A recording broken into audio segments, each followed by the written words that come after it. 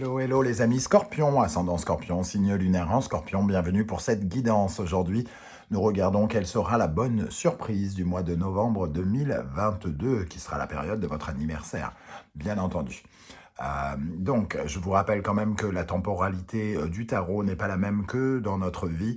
Donc, ça peut parler, ce tirage peut parler à certains scorpions dès à présent et parler à d'autres scorpions au début du mois de novembre ou à la fin du mois de novembre, voire au début du mois de décembre. Donc, n'hésitez pas à revenir sur ce tirage si toutefois il ne vous parlait absolument pas à l'heure actuelle.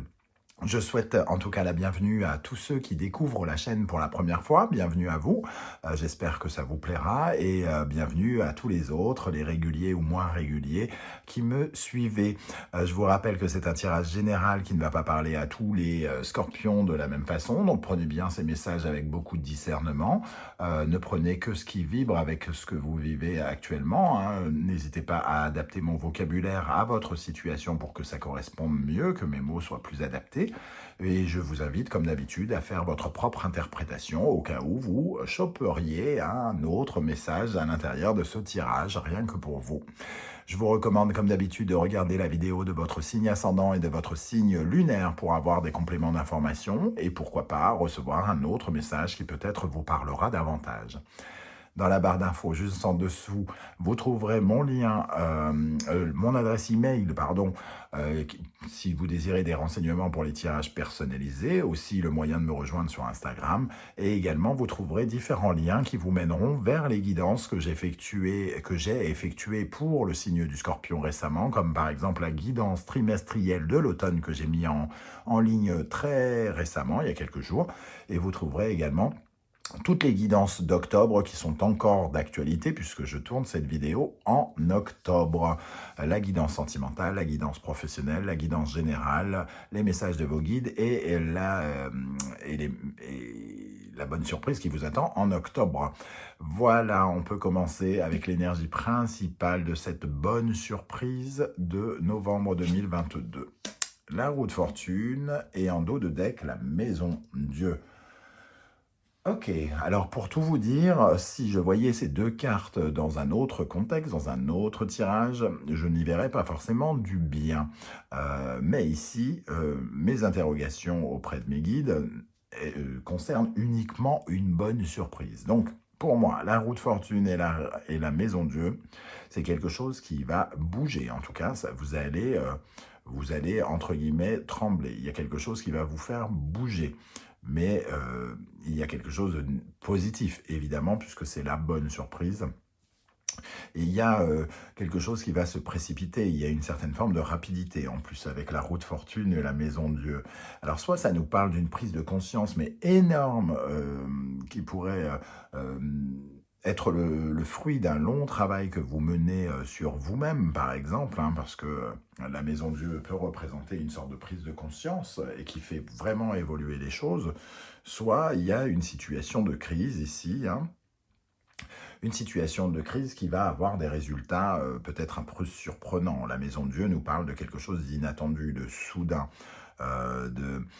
peut-être d'un défi à relever, un nouveau défi à relever, important pour vous, qui va un peu vous déstabiliser sur le moment, mais en tout cas, qui présage de bonnes choses par la suite. Alors pourquoi pas, on peut parler aussi peut-être d'une engueulade qui aura de très bonnes conséquences pour vous. Voilà, il y a quand même cette petite notion de négatif, on va pas se mentir, mais dans ce tirage positif, il y a forcément une dimension qui vous apporte quelque chose de bien au final. Alors, parfois, on vit des choses, entre guillemets, un peu violentes et on ne voit pas trop ce qu'elle pourrait nous apporter de bon. Eh bien ici, c'est un peu ça, elle va vous apporter, cette situation, quoi qu'il arrive, vous apportera quelque chose de bien. C'est un coup de chance un peu inattendu, ou de façon un peu extrême, ou de façon un peu bousculante. Pour moi, la roue de fortune et la maison Dieu, avec leur vision positive, c'est une extension inattendue de quelque chose. On vous pousse à aller vers une certaine forme d'extrême avec cette maison Dieu. Bon, intéressant. Alors, 10 plus 16, ça fait 26, c'est la justice, donc ça peut être quelque chose par rapport qui marque aussi l'équité. Donc, une crise salutaire pour récupérer quelque chose que vous souhaitez obtenir ou que vous n'obteniez pas précédemment. Par exemple, vous êtes en litige avec le père de vos enfants avec qui vous êtes en divorce, il ne veut pas vous donner je ne sais pas, d'argent ou de pension alimentaire ou ne pas partager la maison ou quelque chose comme ça. Et il peut y avoir une crise qui fait que à la fois vous rentrez dans un combat ou alors soit il change d'attitude totalement, tout à fait comme ça, on se demande pourquoi. Ou alors il y a une crise qui permet d'avoir un partage, par exemple. Voilà, en tout cas, ce genre d'énergie que je ressens. On va voir avec le reste du tirage comment ça peut nous parler. Avec l'oracle, le murmure des animaux, nous avons la chauve-souris. Alors la chauve-souris parle souvent de nouveaux cycles aussi, hein, de quelque chose qui change. Et la chauve-souris, elle a un pouvoir d'adaptation, de changer, de faire des virages un peu au dernier moment, quand elle, elle sent qu'il y a un mur devant elle et qu'elle va se le bouffer en pleine tronche, elle, elle change, elle bifurque. Et il y a une certaine forme d'adaptation avec la chauve-souris et qui propose aussi une fin de quelque chose. Hein. La chauve-souris, bien sûr, peut nous parler de quelque chose quand même qui nous irrite ou qui nous tracasse. Hein. C'est le mental hein, qui peut être un peu perturbé, hein, comment on pense et comment on va penser.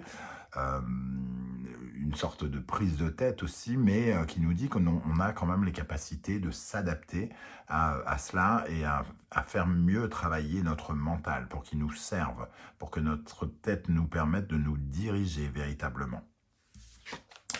Avec cela, on a le raton laveur, l'altruisme, la générosité, le don de soi. Le raton laveur, c'est celui qui pense aux autres. Hein. Ici, il y a peut-être un rééquilibre entre votre générosité ou la générosité de quelqu'un. C'est soit quelqu'un qui fait acte de générosité, c'est vous qui réclamez sa générosité, ou en tout cas, on revient sur le fait de ce que l'on a donné et ce que l'on a reçu quelque part avec la notion de raton laveur.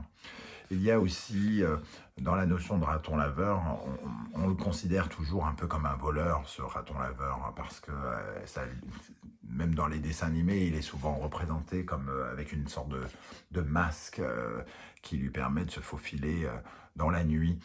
Il y a ici peut-être une dynamique aussi d'intelligence et de ruse à avoir par rapport à quelqu'un qui soit nous a trompé, volé ou quelque chose où on s'est retrouvé, où il a manqué d'équité, quelque chose qui a manqué d'équité. On peut retrouver peut-être quelque chose de, entre guillemets, violent ici, qui redresse la barre, hein, peut-être. En tout cas, c'est un tirage que je trouve très intriguant. Avec le grand tété là, nous avons prudence et popularité, médiocrité et célébrité, prodigalité et garçon studieux.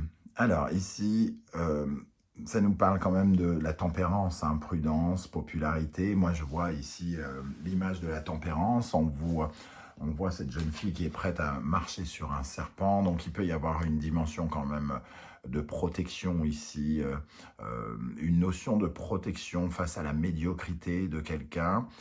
Peut-être que vous avez mené des actions contre une personne qui n'avait pas été équitable, loyale ou quelque chose comme ça contre vous.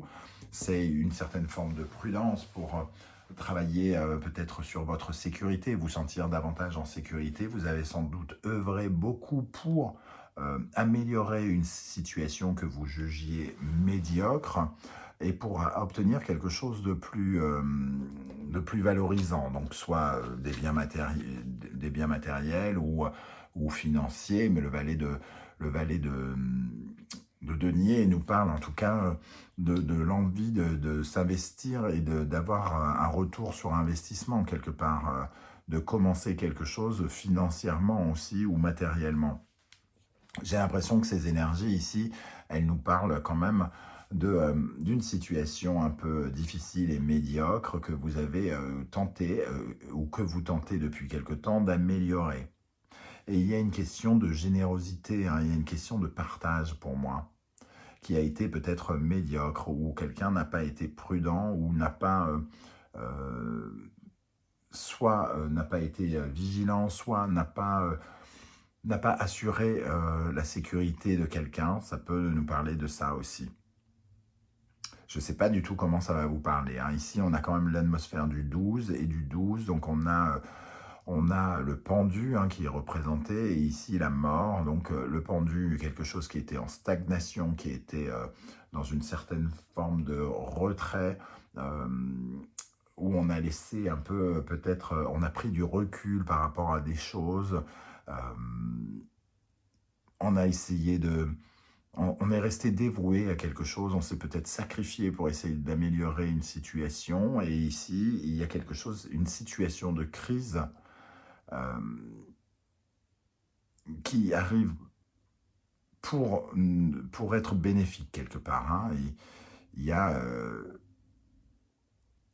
c'est peut-être une prise de conscience aussi sur quelque chose en lien avec votre sécurité, hein, sur le fait d'avoir dû vous défendre seul par rapport à quelque chose aussi, et peut-être en lien avec le matériel et le financier. Quel est l'animal totem qui vous accompagnera et qui vous aidera? Alors, nous avons l'œuf cosmique. Alors, c'est pas tout à fait un animal, mais c'est un esprit dans cet oracle. Un esprit, l'œuf cosmique vous rattache à la conscience générale du cosmos.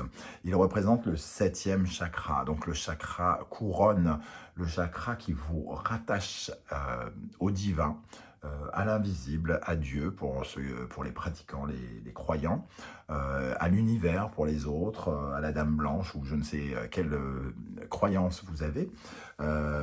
Ici, il y a comme une sorte de conscience. Vous avez conscience de l'existence du divin. Donc ça peut nous parler effectivement de quelque chose qui s'exauce de façon totalement inattendue, un coup de chance totalement inattendu qui peut ébranler vos certitudes un peu, hein, qui peut un peu vous bousculer. En tout cas, c'est l'une des meilleures cartes de cet oracle ici, l'œuf cosmique. On voit bien ce serpent ici qui vient s'enrouler sur l'œuf, qui représente le cycle, hein, de la vie, et le serpent ici qui forme une barrière protectrice, comme si vous aviez été entendu et qu'on vous offrait une certaine forme de protection par un moyen ou un autre, mais un moyen qui est peut-être un peu inattendu et bousculant. Avec le Wandering Tarot, nous avons la tour au centre. On retrouve cette tour, hein, quelque chose qui doit être, entre guillemets, détruit pour être reconstruit. Ça peut représenter un défi ou une extension, quelque chose qui peut s'améliorer par le biais d'une destruction. La tour parle de ce challenge, hein, peut-être de surmonter un nouveau défi qui vous demande une certaine prudence et d'être, comment dire, d'accepter de vous améliorer. Il y a quelque chose ici, hein, qui vous invite à vous améliorer financièrement ou concrètement, ou alors sur votre rapport à l'argent ou quelque chose comme ça. Ça peut être aussi quelque chose de cet ordre-là. Une prise de conscience énorme sur la chance, sur la malchance, sur votre connexion avec le divin, l'univers. Vous me direz en commentaire comment ça vous parle, hein, parce que je suis très intrigué, pour être tout à fait honnête avec vous. Il y a une dimension très très particulière dans ce tirage. Le 3 d'épée, l'impératrice, la force, le 8 de coupe, le 2 de bâton, le 7 de coupe, le roi d'épée, le cavalier d'épée.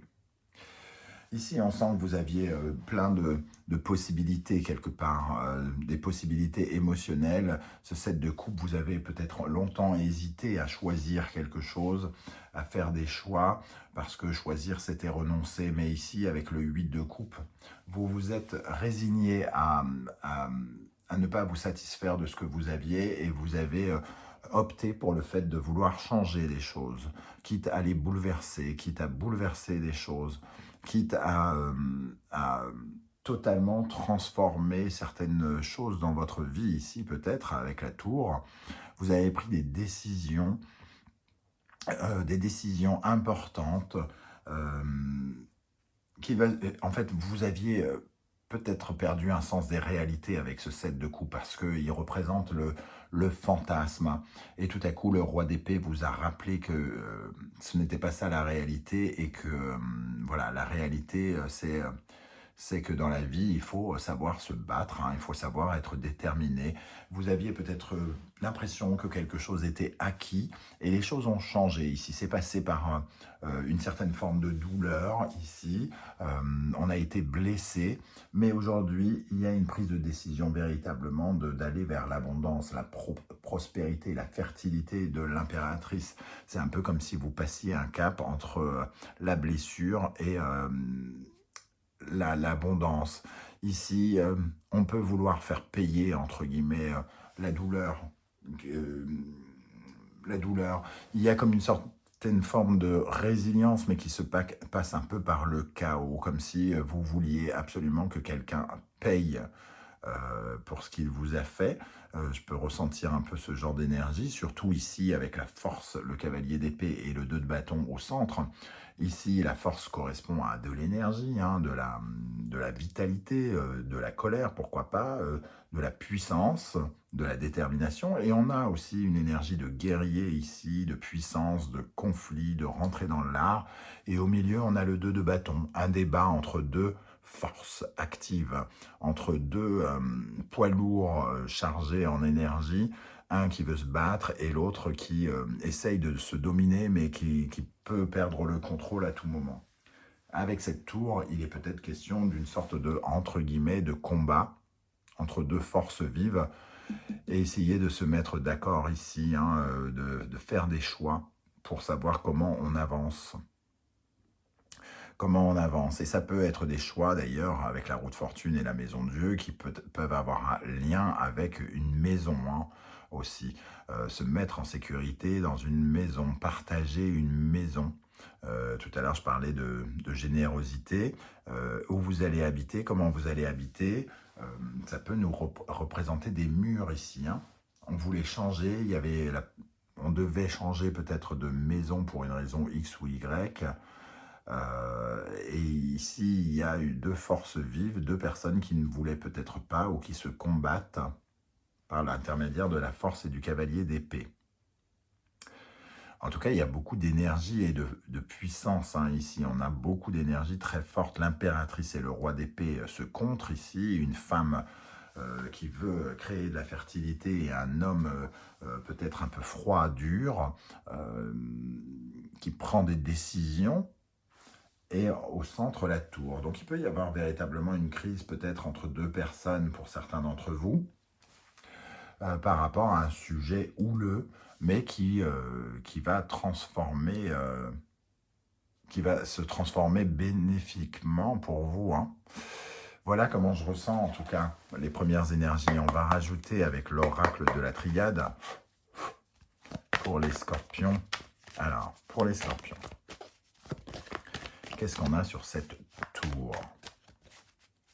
Qu'est-ce qu'elle a de positif, cette tour, au centre du tirage pour les scorpions? Qu'est-ce qu'elle a de positif, cette tour? C'est au moment où je dis ça que je vais avoir malheur, non? Voilà. Il y a quelque chose, effectivement, d'ordre divin ici, hein, l'élévation qui nous emmène vers le haut, l'ordre suprême qui vient de là-haut, qui nous permet de renaître de nos cendres, hein, entre guillemets, une sorte de résurrection. On a une surprise, quelque chose de déstabilisant qui nous apporte l'abondance, suite peut-être à la décision de quelqu'un ici. quelqu'un change peut-être d'avis ou un tribunal intervient pour vous donner gain de cause dans une situation où vous étiez un peu bloqué, peut-être, quelque chose comme ça. Qu'est-ce qu'on a sur ce 2 de bâton? Quel est ce débat? Pourquoi on essaye de convaincre quelqu'un et que cette personne peut-être essaye de nous convaincre également? Parce que on pense valoir la même chose, on pense à cette équité justement. Il y a un rapport de force par rapport à un sentiment d'équité. Nous sommes entre guillemets égaux ici avec cette notion de frère. Nous sommes égaux à force égale. On mérite un traitement égal. Alors, qu'est-ce qu'on a avec ce 2 de bâton et les frères? Le mensonge, on ne peut pas se mentir plus longtemps. Il y a quelque chose qui doit être réajusté hein, avec ce 2 de bâton. Quelqu'un se bat pour défendre sa cause, pour défendre ses intérêts par rapport à quelqu'un qui s'est peut-être un peu plus servi. Alors, on va terminer avec cette impératrice là-haut.